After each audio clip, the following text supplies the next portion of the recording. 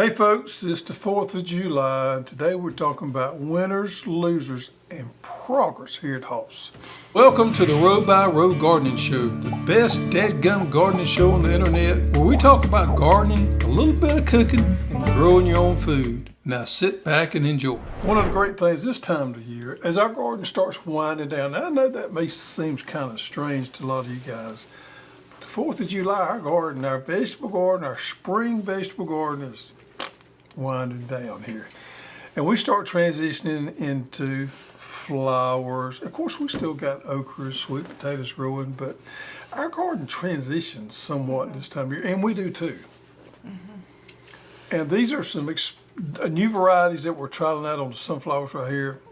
Absolutely gorgeous. I believe these varieties are from a breeder named Taki, and of course we got some filler in here, which is rosemary and purple basil. Yep, purple basil. If you didn't know that, it makes a great, I'm learning a lot about cut flowers. So basil makes a great filler for cut flowers. Also, the pollinators love it once it bolts. Mine's bolting a little bit.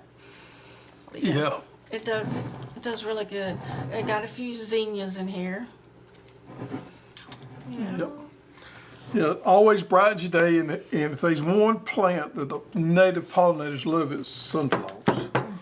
Absolutely. So we're going to kind of do an update today of what's going on around here, and maybe in our garden, and maybe a little bit more than that. Maybe some things that we got coming for you guys in 2025. We got 6-8 months. Well, we got 6 months left in the year. 6 months, exactly. Exactly 6 months left. So we got some exciting things coming. So we're going to go over winners and losers first, or updates. And winners in the garden would be definitely flowers. Flowers. Wouldn't you say so? And your herbs have done extremely well this year. My bee balm did extremely well. The turmeric is up.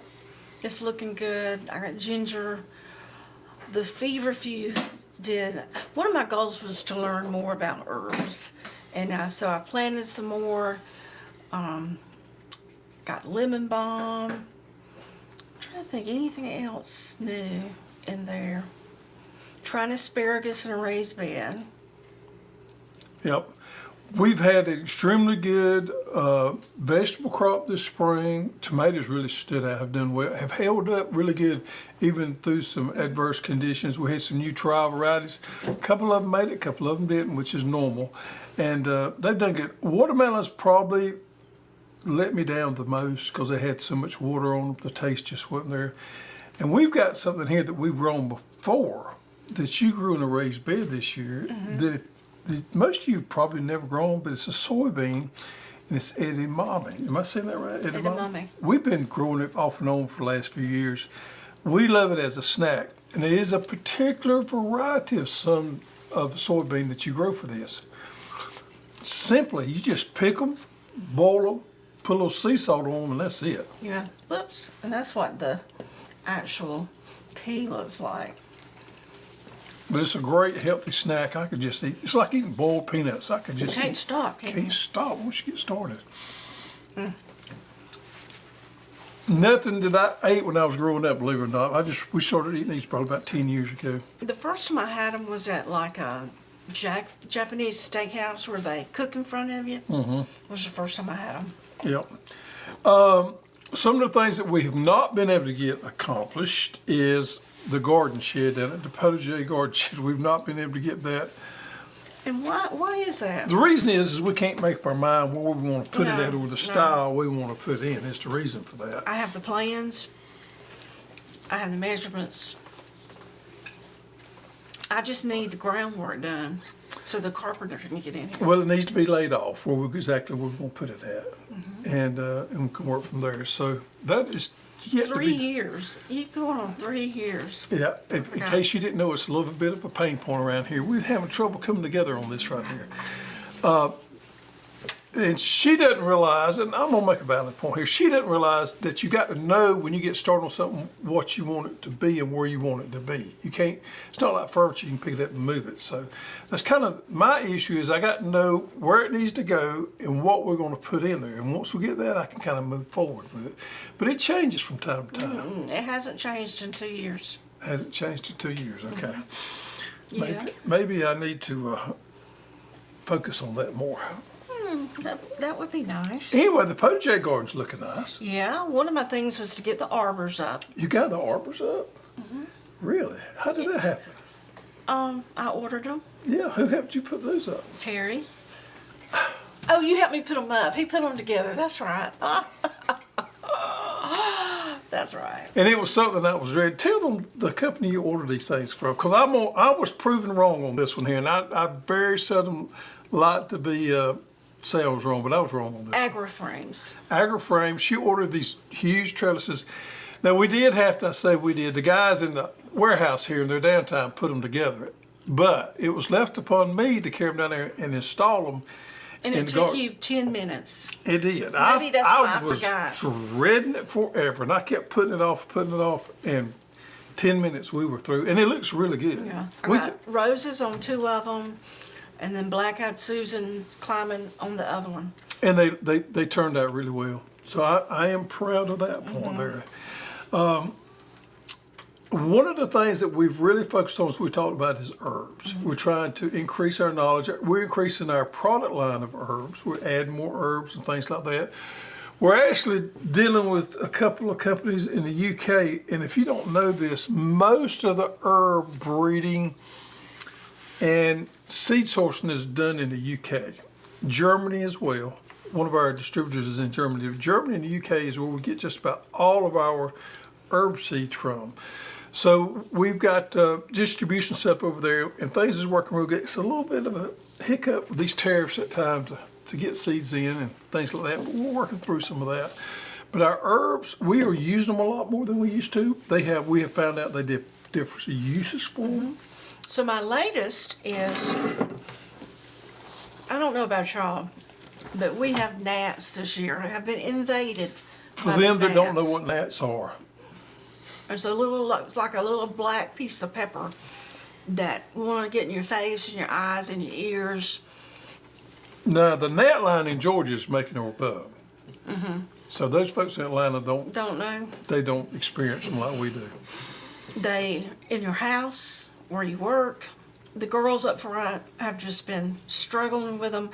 And the more vegetables planted around in the fields, I think kind of makes it worse. So I did this bug repellent spray, and it's got eucalyptus, lemon balm, some rosemary, and citronella. So I just let it infuse. I kind of crushed them up and let it infuse for about 4 weeks. And the girls up front said it really worked. Have you tried it? It does work. It doesn't work. It didn't have the longevity I would like for it to have. It does work, but you have to reapply it pretty regularly. Yeah. Gnats, to me, have been worse this year than I can ever remember. I think that's a consensus for everybody. I don't know what it is. Not just gnats, but I was listening to a radio show, and they were talking about some bugs up in New York, some type of fly. I don't know about the flies. To me, have not been worse, but the gnats have been worse than it's ever been before. Another thing that was on our goal to do is spend more intentional time with family, and we've accomplished that somewhat. Next week, we will be going up to Ohio to attend a trade show up there. It's called Cultivate that I like to go to every year. It's a big grower show, and it's in Columbus, and I enjoy it. I'll spend Sunday walking around that show, looking at some equipment, and actually I am meeting with some cut flower breeders up there to see about what we can add in the cut flower line. So, and when we're there, we're going to be spending some time with some of the grandchildren, because we have some grandchildren that live really close to Columbus, and we're going to be spending a little bit of time with them. And we've spent some time with the boys Yeah, this we year. took the boys camping for 4 days. That was fun. Now it's the other one's turn. Yep. Saving seeds, we've done a better job with that. You have actually snitched you some hibiscus seeds over the weekend. So we went to the nursery in Tallahassee, and they had this, it was in their native section, these hibiscus that had blooms the size of a dinner plate. They were huge. I've never seen them that big. Of course, if you've watched the show, you know I love hibiscus. And we didn't have a way to bring them back that day. I think I could have squeezed them in the truck, but somebody wouldn't cooperate. Yep. So we went to Fancy Girl Sunday morning. And hey, Howard, Georgia on 75. If you ever get the opportunity to stop in there on your way through, it's right off the interstate. So she has some walking trails, and there were the same hibiscus planted. And some of them, what do you call that? Had seed pods on them. Had seed pods. That were dried out. Yeah. So I snitched me a few of them. I'm going to wait a little while. And how long you need to wait for those seeds before you plant them? I would spread them out and let them dry maybe a good month in a good dry spot. Oh, no. That won't happen this year. Maybe. They'll be all right till frost. You can maybe save them over, you think so? I've been saving some hollyhocks. I'm kind of getting into hollyhocks. Yep. And my milkweed have been blooming like crazy. I've not seen any monarchs through there yet, but our milkweed. I think I have. Do you? They've been like crazy. If you never grown milkweed before, that is one of the unusual things that I enjoy growing outside of vegetables tremendously.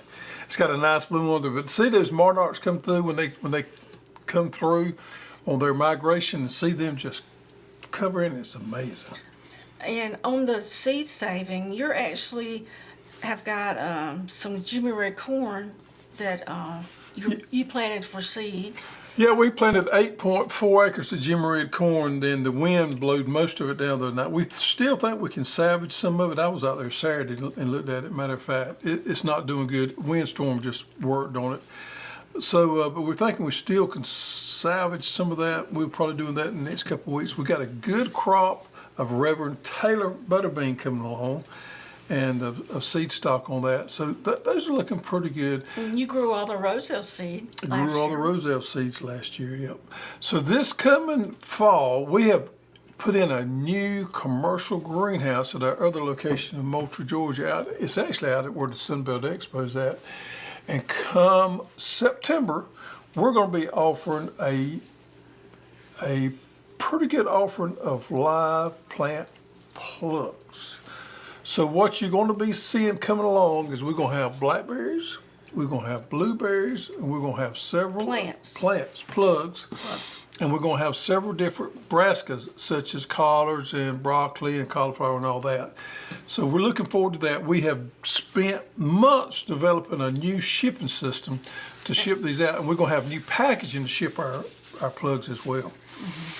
And that's probably what I've been working on the most for the last 2 months is packaging for these new plants. Plus, we've struck a deal with FedEx for 2-day shipping. So we're going to ship all of our live plants 2-day FedEx, where it gets to you a lot quicker. So we're excited about that. That's going to be coming in September. We used to use UPS. UPS, we had to switch to FedEx. UPS got too greedy, and we just couldn't deal with them anymore. So we have switched most of our large packages and our 2-day shipping to FedEx. Mm-hmm. They've been real easy to work with so far. The problem with these big parcel carriers is they just so hard to deal with. But once you get somebody that's willing to deal with you and work with you, you got to kind of go that route. We have a really good rep. We have a really good rep right now, so I'm proud of that. We had a really bad rep with UPS. Mm-hmm. So that makes all the difference in the world what kind of rep you got to work with. And the Postal Service still struggling. Terrible. We probably will, for the most part, we'll probably get away from USPS all the way together come fall. We still will have to ship our pound or less with USPS because there's no other options there. But anything over a pound come fall will probably go FedEx. Mm-hmm. And we'll see how that goes. It's been good so far. Yeah. USPS, some of our customers, their packages, was it last week or the week before? Week before. We had a whole shipment ended up in Puerto Rico. How that happened is beyond me. But it does. All right. One more thing that we were talking about doing this year was spending less money at the grocery store. And I think I've tried to limit my visit to once a month. Mm-hmm. And we've been eating out of the garden and out of the freezer a lot. So one thing that we did this year, we've been doing it pretty regular, but one thing we did this year is I have a friend that raises pork. And we've been getting the pigs and fattening them out ourselves. But I was busy, and he's really close by, and he's already set up for all this. So what I did is he fattened out our pig for us. And we had it killed and put in the freezer, and we've been eating off of that. Had it processed. Excuse me. Probably one of the best ones we've ever done. And I'll tell you, I know it's getting a little off subject, but I'll tell you what I think the difference is. The breed was half Berkshire. Was it half Duroc in Berkshire? I thought so. Yes, it is, yeah. So it was a half Duroc in Berkshire. That is the best breed we have found and the best cross we have found for homegrown pork. Wonderful. So that we're going to stick with that. He's going to do us another one this fall. That way we don't have to go to the grocery store and buy meat. Yeah, and we just get the slabs of, what do you call it? The sides you talking about? The rib sides? Yeah, the belly. The belly, excuse me, the pork belly. And did our own bacon. Cured on bacon and had it sliced up. Another thing that we do, or that I do, is I have 11 fig trees. And I spend, this time of the year, my breakfast is in the fig orchard, and then my mid-afternoon snack is there. I've done made my rounds this morning. But what I did is I planted 11 different varieties of figs. And that way, I have different flavor profiles. But not only that, they mature out at different times. So we got one tree that's coming in now. We have another tree that's coming in. Now they start all coming in at the same time at some point. But it kind of staggers your harvest a little bit. This one right here is the first one that's come in this year. Is LSU Gold, which is a very good fig. But when you get a lot of rain, they will sour on you on the tree here. I've done eat several of these this morning. But look at that right there. It's considered what they call a honey fig. These things are delicious. Sweet. They will sour if you get a lot of rain. That's the only bad thing about them. They're huge figs. I got several other varieties out there that I don't know what they are. Here's a smaller one here that's starting to come in. I don't know exactly what it is, but it is a honey fig too. It's a smaller fig, but it is very, very sweet. So I spend about 15 minutes eating figs every morning. And then in the afternoon, I go back and do it again. And then sometimes after supper, you go back again. Everybody's got their own thing. I love grazing the fig trees. Me and the birds. So I think figs are one of the most underrated things to grow as far as a food source. And one of my favorite things to grow is honey rock cantaloupe. It's perfect size for one person. And the reason we need them for one person is because I don't eat them. But you gotta try it. I want you to try it.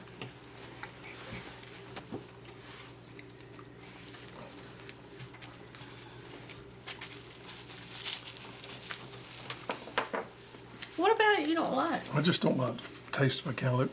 And you want to put pepper on it? Pepper on my cantaloupe. Now, y'all tell me if y'all do that. She's wrong about that. And salt, but mainly pepper. My grandmother, that's 98 years old, one of her favorite breakfasts is cantaloupe, homemade biscuit, and syrup. Wow. Oh, it's just off the chain. And that's where you got it from, I'm assuming. Yeah, my granddaddy loved cantaloupe too. And I touched a big milestone this year. I turned 60, and somebody else is going to have a big 60 next year, next February. No? You going to skip that one? I'm going to skip 60 and just go right to 61. Yeah. So that's kind of what we got going on around here. Garden is working its way out. We're in the middle of figs. Watermelon's about played out. And You had one this morning? watermelon, not this morning, but I will. Before the day is out, I will. And it's 4th of July, and everybody's kind of traveling a little bit, enjoying the family, and we will be as well. We got some friends doing a fireworks show this weekend. We'll be attending, so that's kind of fun. One thing we didn't talk about that we did this year is a subscription box. We did. We started that earlier this year. We made some changes to it, and we probably got a few more changes coming. But we're really excited about that, and it has done extremely well. We kind of tailored this thing for new gardeners or for beginner gardeners, but we've had experienced gardeners pick it up as well. But every month you get some type of project for that month, and it's kind of themed differently. And just a little teaser there, for the month of July, you're going to be moving more into some of these summer herbs. So we're getting these boxes ready to go out as we speak. It's been really fantastic. We got a lot of great things coming. We actually added a little catalog to it. Well, I say a catalog, a magazine to it. And it's really nicely done. This month, I got an article in it. You got an article in it, and Tracy with Just Dig It Farms has an article in it. So it's really cool, talking about herbs and some things that you could be doing in the hot part of summertime. And you can only get that magazine with the, does it come with the seed of the month? Or just? I don't think so, just with the small sprouts and the heavy harvester. Strawberries. Oh, strawberry plugs for this fall. That's going to be a tough one. So what I'm attempting to do, folks, is grow our own strawberry plugs. We've been buying them from other growers in the years past. We've had some issues. Quality wasn't as much as It was bad last year. It wasn't as nice as I wanted it to be. So this year we're going to be getting our tips in, and that's the vegetative part of where you start your strawberries out of the Midwest, where they don't have any disease problems. Nice, free and clean tips that's going to come in here. And we're going to attempt to grow our own in our new commercial greenhouse. I think I can do it, but we need to make sure before we start selling them that we're going to have ample supply. But we do have things in the works for that. We'll be putting them in the 1st of September. It takes about 4 weeks to grow them out. So we'll be busy in the month of September. It's going to be a little tricky, but I have no doubt we can pull it off. So excited about that. Never done that before. Going to Montana in Going to Montana. September. We're looking forward to that. We're going to take a little time off at the end of September and go to Montana. Neither one of us has never been in that part of the world. We're going to go out there and spend about 7 days. You've got a meeting. I got a meeting for 3 days in Bozeman, and then we're going to go to Yellowstone and maybe some more places. I would like to go to Jackson Hole, Wyoming. So. Coming up September 20th, we have Petals from the Past. Usually there's about 30 YouTubers there. It's a meet and greet. It's free. It's at a wonderful place. They have a lot of things to look at and enjoy, as well as the YouTubers. Yeah, a lot of people's going to be there. We're hoping Andy and Megan from True Grit will be able to come. They have it on their plan list to do, so hoping they're going to be able to come down and go with us over there to that. Cog Hill, Chestnut Hill, all Just that Dig It Farms. Alabama folks be there. Texas Garden Guy had said he may try. He was there last year. Said he may try to come. So we're excited about that. We're not going to have anything for sale there, where the other ones may. We're just that's true, Sheila. But we may have something very exciting there. Oh, yeah. Yeah, we're working on something for a sweepstakes for the fall that's going to blow your socks off. And we very well may have it there to show off, to announce there at the Petals to the Past thing. That'd be nice. Yep. All right, so let's get into Garden Spotlight of the Week. And this is Stanley, Holmes, in Comer, Georgia. I don't know if I've ever heard of Comer, Georgia. But Stanley is showing off his potato harvest. Look at that. He says he wanted to brag on customer service. Oh. It's always nice to get a prompt reply when I ask a question. It means everything. I will always do business with folks that have good customer service. Well, thank you, Stanley. That's nice. And look, he's got a nice onion crop there. But look at his tomatoes and his. This is an overall picture of his garden. Look at that beautiful red dirt there. You know what that's beautiful about that red dirt? What? I can look at it and tell it's loaded with nutrients. That red dirt holds the nutrients so much better than our sandy soil does. Now, it's a little harder to work when it gets wet and all that kind of stuff, but it is beautiful and it can grow a wonderful crop in that really rich red dirt. And a little picture there of his tomatoes in there, those green tomatoes coming along. Yep. Thank you, Stanley in Comer, Georgia, Zone 8A. So he's a little bit north of us. And We got Farmer House bobblehead bobblehead is in the house. is somewhere in the house, hanging out. And if you see him, put in the comments below. And next week we'll draw this week's winner. But last week's winner is Pamela Cooley. So Pamela, send us your shipping address to. Support@growhouse.com. And we'll send you some of those fine Get Dirty socks, Pamela. How about that? All right, folks. We hope you enjoy the 4th. Spend time with your family. Eat good like the rest of us are going to do. We're going to finish up probably our watermelons by then. And everything else will be eaten.